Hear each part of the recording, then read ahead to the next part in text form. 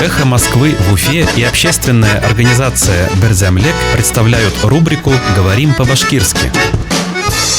Освободить. Бушату. Освободить от налогов. Халымдан бушату. Освободить от налогов. Халымдан бушату. В Башкирии депутаты освободили от налогов нефтяные и газовые компании. Башкортостанда депутаттар нефть һәм газ компанияларын халымдан бушатты.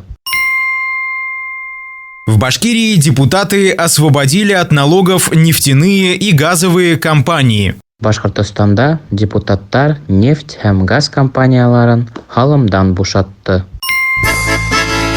«Эхо Москвы» в Уфе и общественная организация «Берзямлек» представляют рубрику «Говорим по-башкирски».